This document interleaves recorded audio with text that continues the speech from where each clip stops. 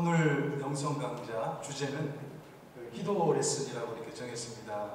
왜 이렇게 정했냐면 제가 한 3년 동안 작업을 한 게 있습니다. 저희 카리타스 수녀님들이 운영하는 생활성서사라는 잡지사가 있는데 거기에 제가 한 꼭지를 이렇게 썼어요. 그게 이름이 제목이 기도 레슨. 3년 동안 제가 썼습니다. 그러면서 제가 좀 기도에 대해서 이렇게 좀 제 생각을, 제 체험을 좀 나눌까 해서 제목을 기도 레슨으로 정했습니다. 그 기도란 주제가 보면 아시다시피 너무나 이게 방대한 주제입니다.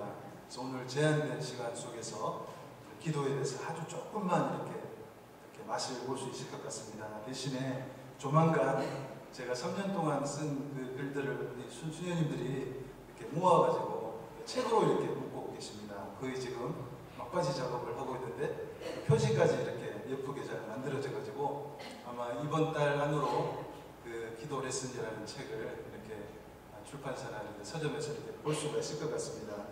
여기 좀 보여드리면 네, 이런 책으로 하나 제가 묶고 있습니다. 제목이 친절한 기도 레슨이라는 책이에요. 그래서 제가 이 작업하면서 굉장히 기도에 대해서 이렇게 쉽게 또 이렇게 기초적인 것부터 시작을 해가지고 이렇게 썼기 때문에 기도하기 어려운 분들 또는 기도 이렇게 처음 이렇게 예비 신자로 이렇게 시작하시는 분들에게 이렇게 조금은아마 기도 생활하는데 도움이 될 수 있으리라 이렇게 생각합니다. 얼마 전에 제가 지방에 내려가면서 운전을 이렇게 직접 하면서 라디오를 이렇게 들고 내려가고 있는데 그 아나운서가 한 멘트를 탁 이렇게 날리는데 그게 얼마나 이렇게 기분 좋고 또 감동적이고 가슴을 탁 치는 그런 멘트였어요. 어떤 말을 이렇게 해주셨냐면 이런 말이었습니다. 위로받고 싶습니까? 그렇다면 위로 한번 올려다 보십시오. 그래서 굉장히 들으면서 굉장히 의미심장하더라고요. 위로받고 싶습니까? 그렇다면 고개를 하늘로 쳐들고 하늘을 한번 바라보라는 말이잖아요. 그래서 저는 중간에 차를 좀 주차해놓고 또 그때 제가 위로가 좀 필요했습니다. 그래가지고 고개를 들어서 하늘을 딱 이렇게 쳐다봤더니 정말 아름다운 그런 광경이 거기 펼쳐져 있었습니다. 네, 이런 하늘이 광경이 그래서 막 정말 투명한 가을 하늘이고 뭉게구름들이 이렇게 펼쳐져 있었고 이 세상 그 어떤 화가도 그릴 수 없는 그런 아름다운 광경이었더라고요. 그리고 마침 또 주변에 호수가 있었는데 이런 정말 그 누구도 그릴 수 없는 그런 아름다운 풍경들이 이렇게 펼쳐져 있었는데 그 풍경들, 하늘이 정말 얼마나 큰 위로를 줬는지 몰라요. 그래서 세상 안에서 동료 인간들로부터는 정말 죽었다 깨어나도 받을 수 없는 위로를 자연이 때로 주는구나 그런 생각을 하게 됐습니다. 그래서 삶이 힘겨울 때 또 이웃 동료들의 따뜻한 위로도 필요한 것은 사실인 것 같습니다. 세상이 주는 그런 어떤 달콤한 위로 이런 것도 필요한 것 같아요. 근데 더 중요한 위로가 있습니다. 그 위로는 뭐냐면 위로부터 오는 위로다. 위로부터 오는 위로. 하느님으로부터 오는 위로고 또 기도나 영적 생활로 통해서 오는 위로. 이것이 우리에게 굉장히 중요한 위로인 것 같습니다. 제가 가만히 그 위로에 대해서 생각을 해봤더니 인간으로부터 오는 위로, 세상이 주는 위로는 굉장히 제한적이더라고요. 한번 위로를 주지만 그 다음부터 얄짤없는 경우도 있어요. 네. 채워도 그 위로를 향한 갈구가 채워지질 않는 겁니다. 그래서 이 세상에서의 어떤 위로가 주는 완전한 충족, 충만함은 불가능하다. 왜냐하면 이 세상 자체가 불완전한 세상이기 때문에 또 우리 인간 각자도 너나 할 것 없이 다 부족하기 때문에 이 세상에서는 어떤 완벽한 어떤 충족 그것은 불가능한 것 같습니다.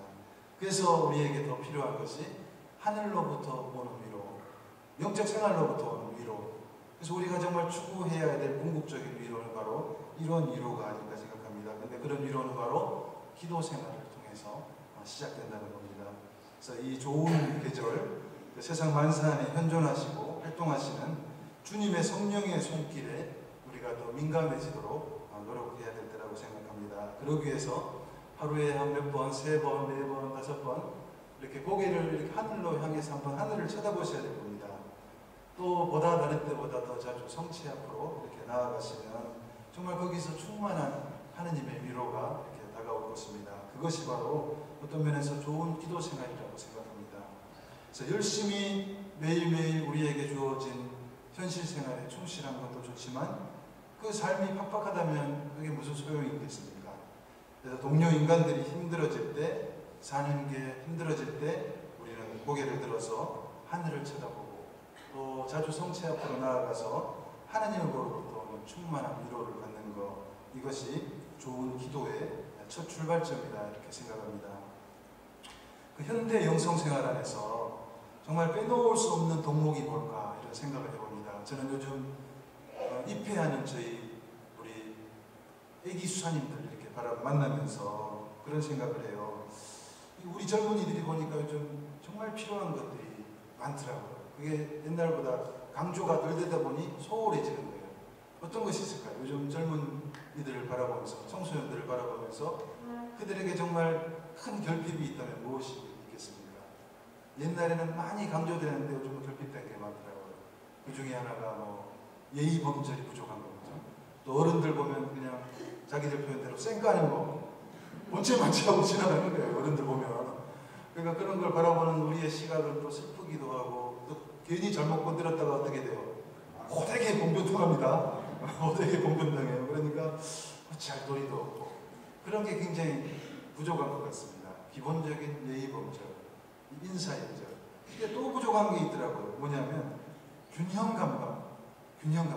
한 인간이 참 인간이 되려면 정말 필요한 게 균형 감각이고 또 거기에 플러스 알파로 자기 통제 능력, 이게 필요한 것 같아요. 근데 자기 통제 능력이 얼마나 중요한가 하면 아무리 좋은 것이어도 좀 하다가 내일을 위해서 그만둬야 되잖아요. 어느 순간, 그죠? 근데 PC방에 갔어요, 한 젊은이가. 한 2시간 하려고 들어갔는데 자기 통제 능력이 부족해요. 그래서 어떻게 돼요? 새벽 2시까지만 하려고 그랬는데 그 다음날 낮 2시까지 PC방에서 PC를 하는 겁니다. 그 결과가 어떻게 돼요? 어떤 젊은이는 과로사, PC방에서 과로사를 했습니다. 자기 통제 능력의 부족인 겁니다. 그래서 이게 굉장히 오늘날 큰 문제인 것 같습니다. 그래서 더 중요한 게 우리 젊은이들에게 그런 기도하는 습관 가르쳐주는 게 굉장히 중요한 것 같습니다. 그래서 기도라는 것은 보니까 영적 생활과 우리 실제 생활 사이의 어떤 균형을 잡는 데 굉장히 중요한 역할을 해주는 게 기도인 것 같습니다. 적절한 자기 통제, 일과 기도 사이에, 영적 생활 사이의 조화, 이것이 굉장히 중요한 부분입니다. 그래서 어른들 사이에서도 그런 어떤 부족함을 봅니다. 어떤 신자분은 보니까 열심한 신자이긴 한데 너무 일에 매달리시는 겁니다. 나를 실현시키는 도구가 오직 일밖에 없다. 그러다 보니 일에만 목숨을 걸다 보니 그 안에 영적 생활이 심각하게 결핍이 되는 거예요. 하나님께서 머무실 공간이 사라지는 겁니다. 그러다 보면 어떤 결과에 도달하냐면 나는 하나님 없어도 잘 살 수 있어. 하나님이 필요 없어. 이런 생각까지 도달하게 되는 겁니다. 자기가 너무 일을 잘하니까. 너무 성공 가도를 계속 이렇게 달리다 보니까 하나님이 필요 없게 되기까지 하는 겁니다. 근데 결국은 어떻게 돼요? 끝도 없이 일을 해가지고 끝도 없는 자기 만족, 자기 실현, 번쩍이는 업적을 쌓고 명예를 쌓고 그 이후에 도대체 뭐가 남겠습니까? 즉시 따라오는 것이 갈증이고 공허함이고 또 다른 허탈함이라는 겁니다. 그래서 기도하지 않을 때 그렇게 된다는 겁니다. 반대로 보니까 또 어떤 분은 그런 분이 있습니다. 너무 지나치게 기도 생활에만 몰두를 하는 겁니다. 하루 24시간 중에 뭐 밥도 해 먹어야 되고 뭐 친교도 나눠야 되고 나도 좀 돌봐야 되고 이것도 돌봐야 되는데 그러려면 기도 시간이 제가 볼 때 하루에 그런 분에게 하루 한 1시간, 2시간이면 적당하다고 생각해요. 근데 7시간, 8시간을 영적 생활에 투자를 하는 겁니다. 그러다 보니 어떻게 돼요? 나머지가 이 해야 될 기본적인 일들을 못하게 되는 겁니다. 그러다 보니 이웃들에게 피해를 주게 되는 겁니다. 눈만 뜨면 피정이고 세미나 다니십니다. 눈만 뜨면 기도고 입만 열면 영적 체험. 그 다음에 자기가 체험했던 신비 체험을 이야기하니 그 말을 들은 다른 사람들은 그냥 오글오글거리고 나는 그런 체험도 한 번도 못하는데 하면 위화감이 생기고 그래서 다른 사람 불편하게 만드는 거예요. 네. 그런데 가족들을 위한 작은 사랑의 나눔, 실천, 그것은 봉사는 뒷전이고 그래서 기도에 할애하는 시간에 비해서 이웃사랑을 실천하는 데 할애하는 시간이 너무나 줄어드는 겁니다. 그러다 보니 마땅히 내가 해야 될 가사라든지 업무라든지 이런 것도 부족하게 해가지고 동료 인간들에게 불편을 끼칩니다. 이런 기도 생활은 하느님께서 원치 않는 기도 생활이다. 이런 면에서 예수님께서는 강약 조절을 너무나 잘하셨다고 생각합니다. 3년 공생활 기간이 사실 너무 짧은 거예요. 그러니까 자기에게 주어진 그 시간 최대한 그냥 열심히 사목 활동을 하시는 겁니다. 밤낮 안 가리고. 그러나 예수님은 일 중독에 빠지지 않으셨다. 눈코 뜰 새 없이 바빴던 공생활 기간 중에도 예수님께서는 틈만 나면 기도할 틈을 찾으셨고 이를 통해서 일을 기도하셨다. 이것을 우리가 눈여겨봐야 된다는 겁니다. 여기 마르코복음 1장에 보면 이런 그 구절이 나옵니다. 다음 날 새벽 아침 캄캄할 때 예수님께서는 일어나 외딴 곳으로 나가시어 그곳에서 기도하셨다. 이런 표현이 있습니다. 예수님의 모습 안에서 예수님은 열심히 일하셨지만 일에만 매진하지 않으시고 틈틈이 기도하셨다. 조화가 있었다는 겁니다. 그래서 우리도 과중한 업무에 시달리는 분들, 너무 빡빡한 집안일로 고생하는 분들, 기도할 틈이 없다고 생각하시는데 그럼에도 불구하고 그 틈을 찾아서 이렇게 조화를 시키는 노력이 굉장히 필요하다. 그리고 기도할 시간이 없다고 생각하는 분들, 그런 분들에게도 기도할 방법이 있더라고요. 굉장히 이게 또 쉽습니다. 어떻게 하느냐? 너무 일이 많아요. 그러면 일을 시작할 때 그 일을 하느님께 봉헌한다는 마음으로 간단한 주님의 기도, 성모송 한번 바치면서 그 일을 시작하시는 겁니다. 그리고 일을 할 때는 기도하는 마음으로 그 일을 하는 거예요. 사랑의 마음으로 그 일을 하는 겁니다. 일을 마칠 때는 영광송 한번 바치면서 오늘의 이 일을 하느님께 영광으로 돌리면서 끝내는 겁니다. 그렇게 될 때 일 전체가 기도화가 되는 겁니다. 하루 전체 일상이 기도가 된다는 것입니다. 이 바로 이게 돈보스코께서 실천하셨던 그분의 명성 생활입니다. 하루 종일 너무 바빠서 기도할 틈이 조금 더 없었던 돈보스코였는데 나중에 후대 사람들은 그는 일의 대가이기도 했지만 기도의 대가였다. 그 이유는 일을 기도화할 줄 알았다. 그래서 이렇게 이분을 어떻게 하냐면 활동하는 관상가라고 우리는 표현을 한다는 겁니다. 그래서 그래도 조금 부족하다 이렇게 느껴지는 듯하면 돈보스코 성인께서는 우리에게 이런 가르침을 주셨습니다. 그렇다면 틈틈이 화살기도를 하라. 화살기도. 화장실 갈 때 화살기도 한번 바쳐라. 잠깐 나와서 차 한잔할 때 화살기도를 바쳐라. 제 일 안에 현존하시는 하나님 감사합니다. 이게 화살기도예요. 그냥 화살기도라는 거 다른 게 아니라 화살처럼 하늘로 이렇게 쏘아 올리는 거. 틈틈이 간단한 부족하지만 제 일을 하느님 영광을 위해서 바칩니다. 뭐 이런 간단한 기도문을 하느님께로 바로 올리는 것, 이것이 화살기도라고 이렇게 이야기합니다. 이렇게 우리가 바쁜 가운데서도 분명히 기도할 수 있다는 것. 그리고 때로 보잘것없어 보이는 우리 일의 가치와 그런 의미를 부여하는 것. 때로 하찮아 보이는 내 작은 선행, 이게 도대체 하느님 앞에 무슨 의미가 있을까 생각하지만 절대 아니다. 내 작은 선행이 하나님께 큰 영광이 된다. 그것을 우리가 기억하고 우리가 맺는 모든 일상적인 만남이라든지 우리가 겪는 모든 일상 안에서의 사건들, 세상 모든 것 안에서 하나님을 찾는 노력, 이것이 활동하는 관상가의 모습이고 돈보스코 성인께서 우리에게 기도의 인간으로 변화되는 그 비결이라고 가르쳐 주신 그런 어떤 모습이라는 겁니다. 그래서 우리가 바쁜 가운데서도 기도하는 사람, 다시 말해서 활동하는 관상가가 되기 위해서 10가지 비결이 있습니다. 10가지 비결. 간단하게 제가 소개를 해드리면 바로 이런 것입니다. 첫 번째가 작은 가사일도 사랑의 마음으로 하자는 겁니다. 작은 가사일도 사랑의 마음으로. 이게 굉장히 중요합니다.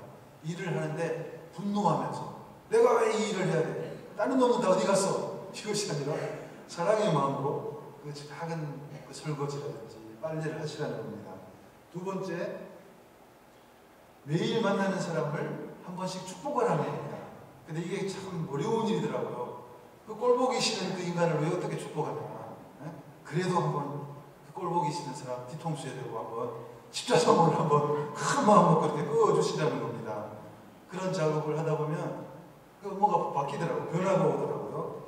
그 다음에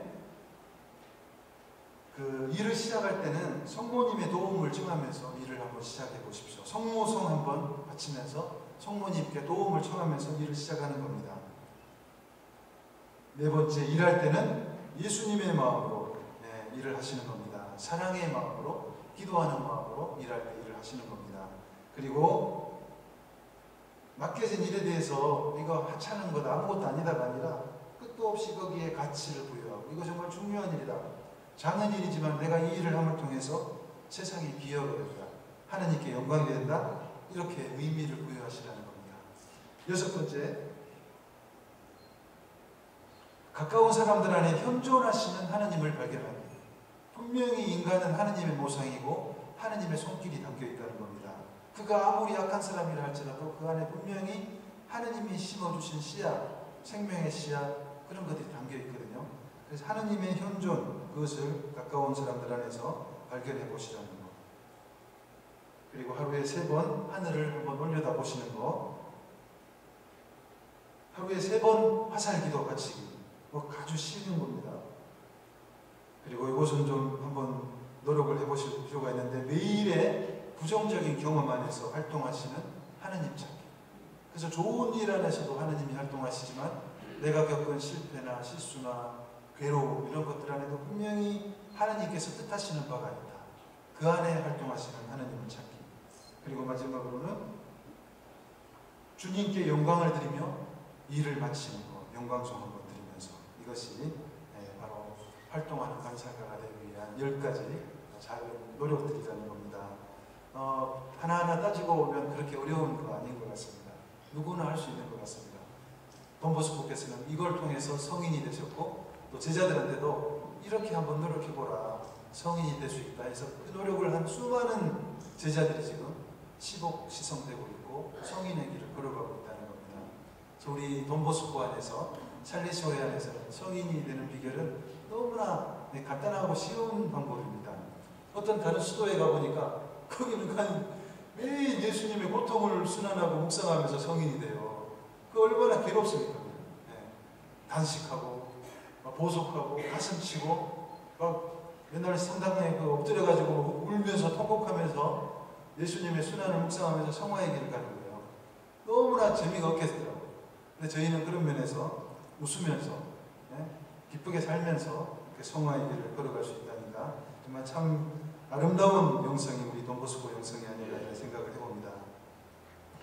언젠가 제가 열차를 타려고 서울역에 이렇게 갔었는데 마침 점심 식사 시간이었습니다. 그래서 시간이 남아 있어서 그 식당이 하나 있더라고요. 서울역에 그 열차 타기 직전에. 근데 점심 시간이어서 손님이 얼마나 많은지 자리가 하나도 없는 겁니다. 그래서 제가 어떡할까 왔다 갔다 하고 있는데 그 주인이 오셔가지고 이렇게 자리 있다고 따라오라고 따라갔는데 어떤 아저씨가 앞에 앉아서 식사를 하고 있는 거예요. 근데 그 앞에 조금 자리에 앉으라는 겁니다. 제가 나올까 말까다 그냥 그 자리에 앉아있더니 이제 설렁탕이 딱 왔어요. 그래서 한 그릇 먹는데 기분이 어떻겠습니까? 전혀 태어나서 처음 보는 아저씨가 거기 앉아서 인상도 별로 안 좋아요. 근데 그 사람은 또 저를 보면서 그렇게 생각했겠지. 둘이서 이렇게 설렁탕을 먹는데 세상에 그렇게 어색할 수가 없습니다. 서로 눈길을 서로 나는 이쪽으로 저 사람은 이쪽으로 보라면서 슬슬 피하면서 그렇게 밥을 먹었는데 한 5분, 10분 정도 그렇게 앉아있는 시간이 세상에 그렇게 지루하고 괴로울 수가 없습니다. 근데 제가 이 말씀 드리는 이유는 어디 여행을 가는데 그 여행이 정말 행복한 여행이 되기 위해서는 누가 제일 중요해요? 뭐가 제일 중요해요? 누구하고 같이 가는가? 어디까지 가는가 상관없어요. 어디 가는가 상관없고 뭘 맛있는 거 사가는가 상관없습니다. 누구하고 같이 가는가 굉장히 중요한 것 같습니다. 그래서 우리가 진심으로 존경하는 분이 정말 사랑하는 사람과 같이 있으면 어떻습니까? 정말 그 시간이 꿈결 같습니다. 금방 지나갑니다. 지상에서 천국을 맛보는 시간이 바로 그 시간인 겁니다. 그래서 우리는 가끔씩 힘들 때 정말 그런 노력을 해야 될 것 같아요. 내가 제일 편안한 사람이 누구인가? 나를 제일 좋아하는 사람이 누군가를 떠올려가지고 만만한 사람, 그 사람에게 전화를 걸어야 될 것 같아요. 그래서 바쁘더라도 시간을 내서 같이 좀 어디 좀 다녀야 된다. 그런 시간이 정말 중요한 것 같습니다. 그래서 우리의 기도 시간, 하나님과 만나는 시간도 어떤 면에서 정말 그런 시간이 되어야 되리라 생각합니다. 그분 만나려고 성당에 앉아 있는데 세상에 온몸이 쑤시고 졸음이 오고 세상에 그런 괴로운 시간이 없다면 이건 심각한 점검을 필요로 하는 그런 기도 생활이라고 이렇게 저는 생각합니다.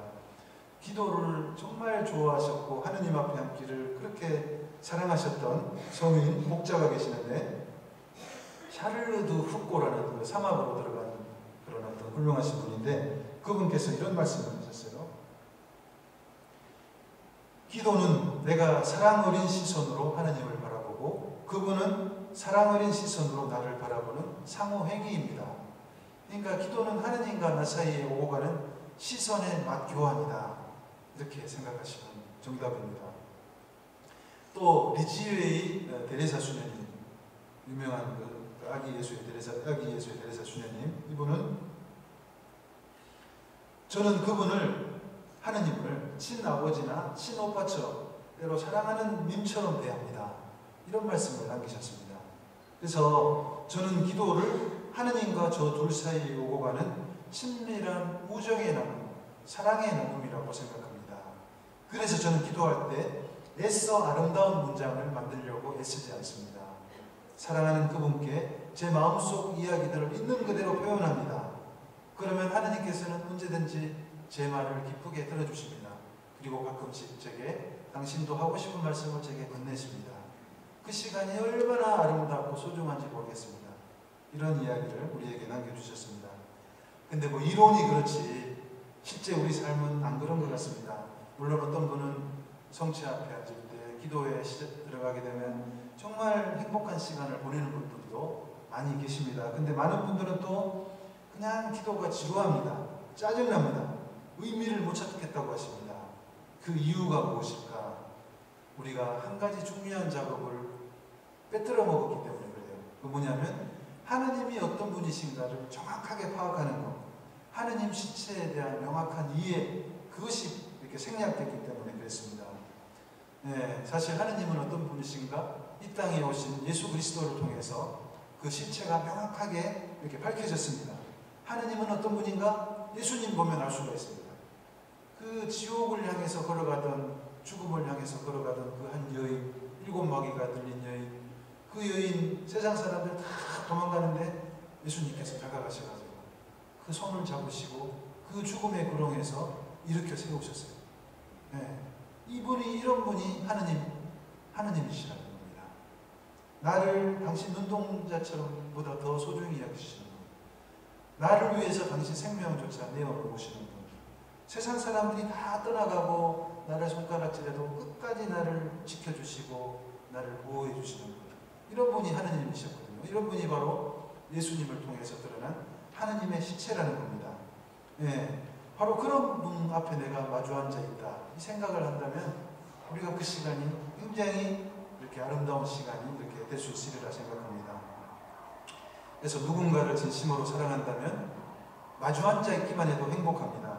그리고 말수가 점점 줄어들어요. 그냥 사랑한다, 보고 싶다는 말만 되풀이 합니다.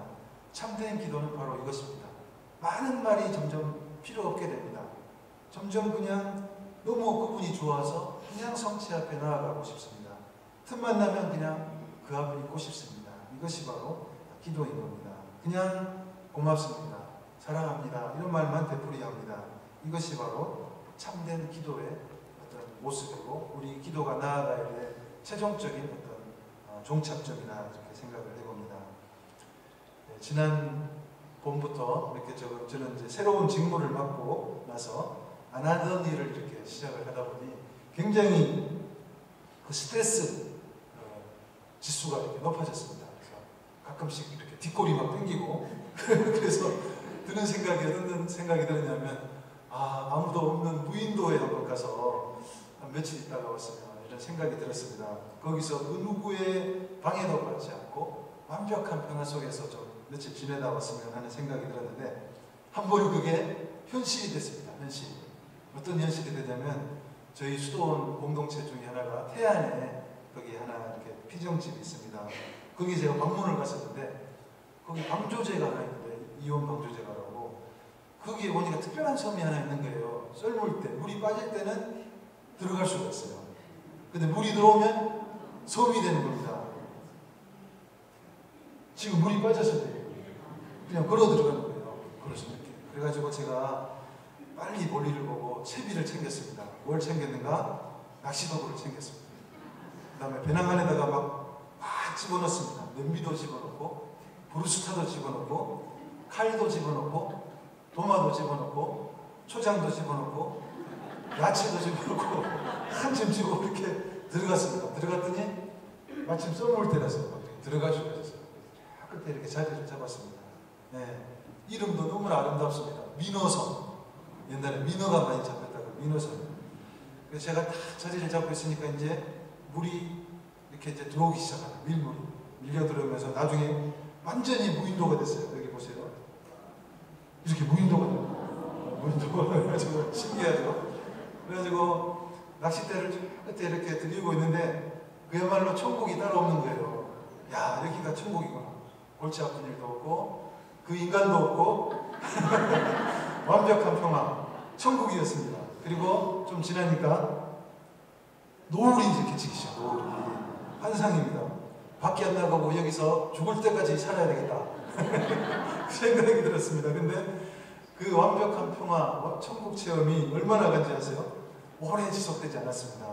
해가 떨어지기가 무섭게 어떤 일이 생겼냐면 어디서 날아왔는지 그런 모기떼가 막 날아와요. 공격을 하기 시작하는 겁니다. 그냥 막 이렇게 피할 수가 없습니다. 또 조금 지나니까 갑자기 밀물이 밀려 들어오면서 거센 바람이 불어오기 시작하는 거예요. 파도가 높아집니다. 거기다가 비바람이 막 몰아치는 거예요. 그러다 보니까 뭐 낚시는 뭐 완전 꽝입니다. 꽝. 한 마리도 못 잡았습니다. 뭔가 잡혀야 준비해가는 거 패칼도 사용할 텐데 그 막 산더미처럼 챙겨온 야채며 그 어떡합니까? 피라미 한 마리 못 잡아가지고 밤새 내내 제가 쫄쫄 굶었습니다. 빠져나가려고 해도 빠져나가지도 못합니다. 네. 그 해변가에 있어서 안 되겠다 싶어서 은신처로 이렇게 올려가려고 나무가 있는 산으로 올라갔더니 이번에는 산에서 와우 하는 그런 소리가 들려서 산짐승 소리가 저는 그날 밤 무인도에서 빠져나오지도 못하고 그 비를 쫄쫄 맞으면서 혼자서 지옥 체험을 했습니다. 천국 체험이 아니라. 네, 제가 이 말씀을 드리는 이유가 뭐냐면